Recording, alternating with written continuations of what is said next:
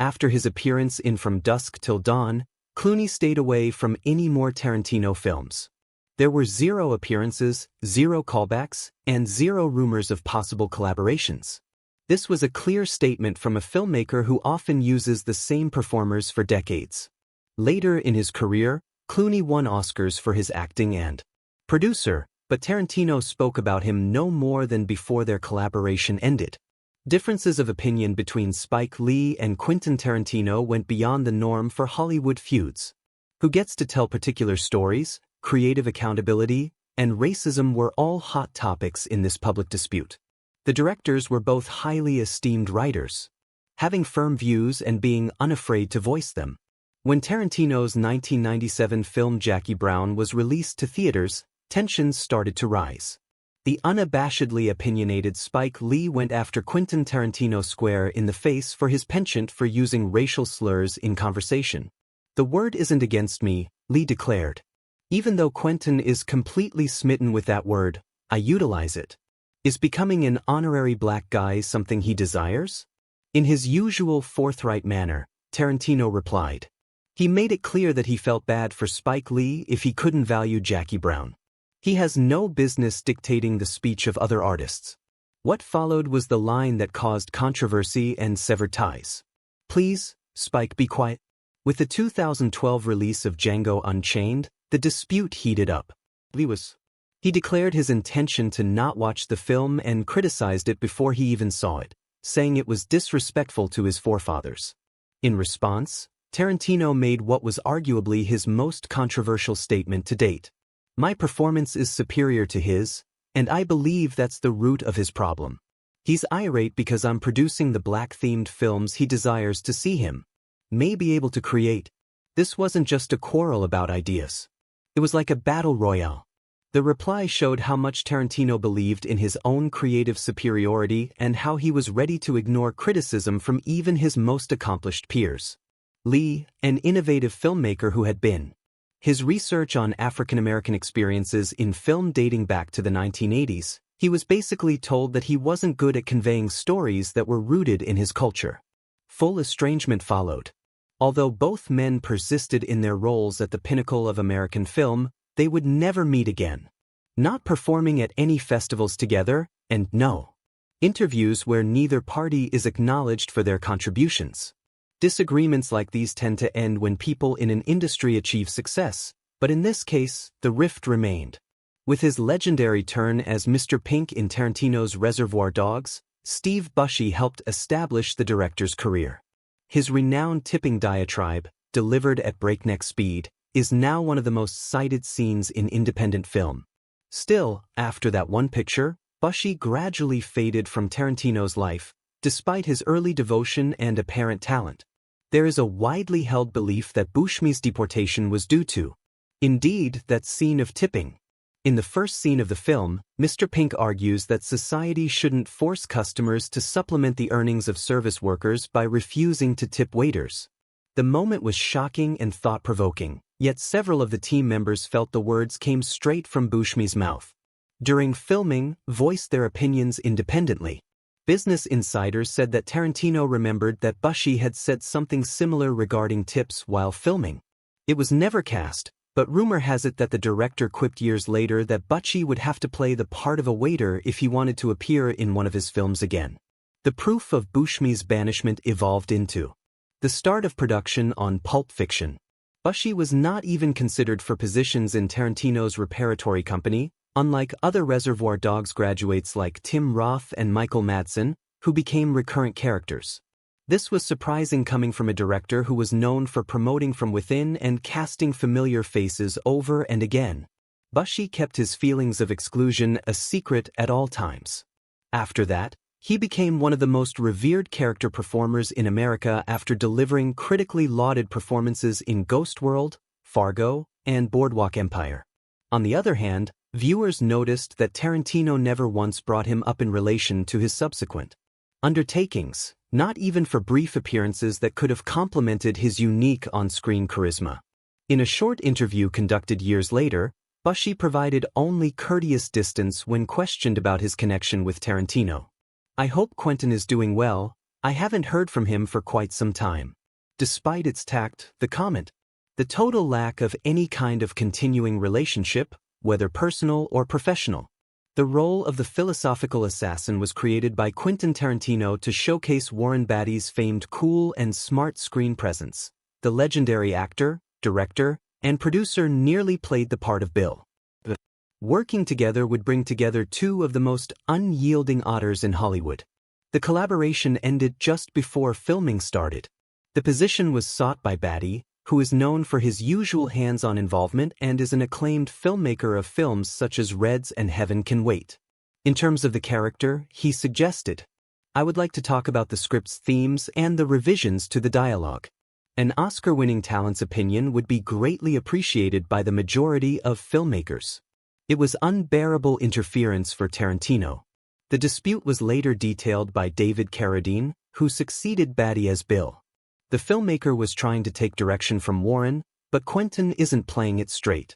The core issue was caught by the observation. When it comes to working together, these two powerful creative personalities couldn't be more different.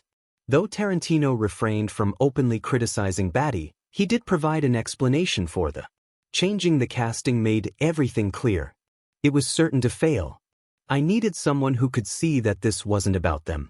This remark served to highlight Tarantino's underlying need for complete narrative freedom. He was the rightful owner of every scene, word, and character. By itself. After breaking up with Beatty, Tarantino appeared revitalized, according to Carradine, as if a creative burden had been removed. To realize the director's vision for Bill, the actor needed to fully immerse himself in the character, rather than try to influence it through teamwork.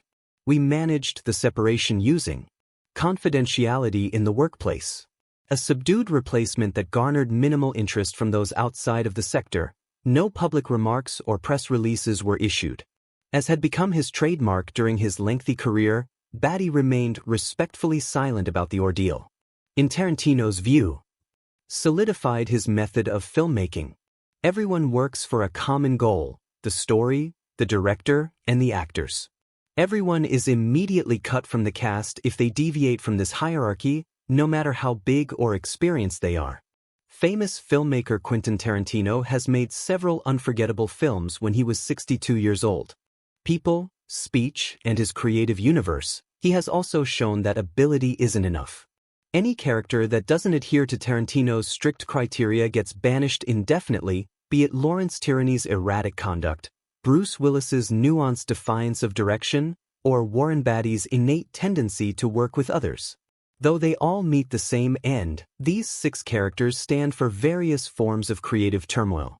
Tear out of Tarantino's continuing narrative. Such long-term splits are unusual in a field that thrives on second chances and rekindled collaborations. They expose a filmmaker who sees filmmaking as creative work in progress, but as an individual's expression that necessitates undying devotion. The paradox is mind-boggling. Complex characters and moral complexity are hallmarks of Tarantino's acclaimed body of work. However, such subtlety is frequently absent in his dealings with actors in the real world. His professional world is black and white. There are no middle ground. You are either remembered or ignored, trusted or rejected. Maybe it's because of this unwavering stance that Tarantino is able to craft such unique pictures. It could also be that it's the price you pay to collaborate with a genius who has no idea how to lean over. In any case, these 6 performers discovered the hard way that disobeying Quentin Tarantino does more than just ruin a collaboration. As if you were completely absent, it rewrites the history of cinema. Directors in Hollywood typically learn to find common ground. They maneuver, they mediate, and they maintain harmony. However, Quentin Tarantino unable to grasp that principle. The renegade director, who is 62 years old, has spent the last 30 years crafting films like Pulp Fiction, Kill Bill, and Django Unchained, amassing an illustrious reputation that matches his ruthlessness. When he casts performers with good chemistry, they become cinematic icons. When that fails, they vanish from his life completely. On sometimes following a single argument, actors who don't mesh with Tarantino's vision aren't just replaced. He deletes that group. A lifelong banishment from one of Hollywood's most exclusive clubs. No restitution allowed. An unyielding faith in his creative vision and an iron will drive the director responsible for those genre-bending masterworks and incisive discourse. When you cross that boundary, it's not just your job, you're gone. 6 talented performers who crossed Quentin Tarantino's unforgiving line are the focus of today's analysis. These aren't stories about basic artistic disagreements. These are accounts of long-term professional splits that find out how much it costs to take on one of Hollywood's most demanding producers. Reservoir Dogs would have been a fantastic fit for Lawrence Tierney. The weathered actor seems tailor-made for Tarantino's first work, having become famous in 1940s noir for his roles as icy villains and tough dudes. The small-budget film benefited from Tierney's decades of expertise, which she brought to the role of Joe Cat, the mafia lord controlling the diamond theft. The subsequent anarchy, however, was unmasked by experience. Tierney was a nightmare to collaborate with from the very beginning of production. In the year 72, the seasoned actor showed up to the set unprepared, fumbled his lines, and became progressively antagonistic toward the younger members of the crew and cast. Things that began as slight disagreements soon turned into full-blown fights. An apparently ordinary scene became the breaking point. Tierney disagreed with Tarantino's direction, and the warehouse became audibly shaken as a short conversation escalated into a yelling confrontation. According to eyewitnesses, Tierney was aggressive and difficult to foresee, being violent with anyone who attempted to calm him down. As soon as Tarantino stepped away, angry at the set, he decided on a course of action that would shape his professional philosophy. Tierney was promptly dismissed. The combustible presence of Tyron tainted the mood, according to Michael Madsen, who played Mr. Blonde. It was a game of chance every day. Would they have time to finish their scenes before the bomb went off? It was unbearable for the 29-year-old director, who was attempting to make his mark with his debut feature film, Tyranny. The firing was abrupt and irreversible. Production went forward unabated when Tarantino cast Lawrence Bender in Tyranny's stead. Tarantino still never gave interviews in which he praised Tyranny, even after the film became a cultural sensation, launching careers and revolutionizing independent cinema. Silence instead of humorous jokes or reverent honors marked the spot where Tyranny's role ought to have been recognized. Pulp Fiction was a turning point for Bruce Willis. The devoted star had endured a series of box office and critical duds, including Striking Distance, Color of Night, and Hudson Hawk. He was in need of a creative spark to ignite his career, and Tarantino delivered. Together with the part of Butch Coolidge, the elderly boxer entangled in a web of illicit duties. The performance resurrected Willis's career, demonstrating his ability to tackle character-driven, complicated material and garnering him critical praise. Nevertheless, Willis did not return to the Tarantino projects after his career revival. Universe. This is especially noticeable given the director's penchant for assembling a reliable cast to serve as a repair crew. Tensions were building behind the scenes the whole time. Willis, used to the attention and creative control that come with being an A-list actor, had a falling out with Tarantino's. Strictly following what Jesus said in his writings. The scripts that directors use are holy books. Careful consideration given to each pause and inflection. Willis occasionally deviated from the exact cadence that Tarantino required, despite his reputation for spontaneity and cynicism. Disruption was detected by the crew members as actors John Travolta and Samuel L. Jackson became inseparable partners after embracing Quentin Tarantino's rigorous filmmaking style. Willis maintained an air of expert distancing. Our working connection came to a close the moment the camera stopped rolling. There was no camaraderie based on common film interests, and we never spoke about potential future collaborations. Tarantino continued to sing the praises of Pulp Fiction's ensemble cast in subsequent interviews, although he seemed to keep returning to Willis's name. There was a deliberate lack of information. William Shakespeare's absence from subsequent films by the filmmaker, who frequently uses the same performers in different films, spoke a lot about how well they were working together. Relationship. As for Willis, he kept his distance as a professional. Though the event saved his career, He never once publicly praised Tarantino or voiced any criticism of him. George Clooney and the actor's unusual lack of participation in recent projects that he had previously taken on highlight his versatility.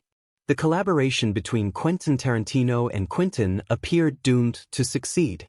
With Tarantino's genre-bending screenplay about vampires and bank robbers, George Clooney pursued his poster movie dreams in their joint project, From Dusk Till Dawn. Cult fave Clooney's career took off after this picture. Make the leap from beloved TV talent to Hollywood superstar. And yet, despite this encouraging start, we got nothing. Tarantino never again used Clooney, even after the picture became a smash hit and he became a Hollywood heavyweight. The explanation became apparent after a while when Tarantino released a direct criticism that destroyed any illusion of understanding. George Clooney is not a Hollywood star, according to Tarantino's forthright interview. Neither was the remark taken out of context nor stated casually. A complete and utter disregard for Clooney's screen time went into it. Physical presence. To back up his claim that Clooney coasted on charisma rather than giving truly outstanding performances, Tarantino challenged critics to name any of Clooney's films from the 2000s and onwards that he thought were great. George Clooney spoke out.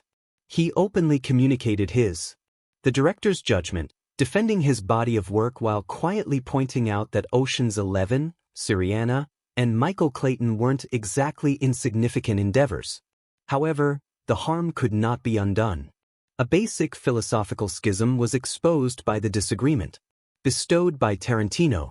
Performers who immerse themselves entirely in their roles, delivering performances that are both thrilling and unpredictable. Hollywood polish, smooth, bankable, and safe, was what Clooney and Tarantino envisioned. These traits, which made Clooney a dependable leading man in the industry, were exactly what Tarantino disliked.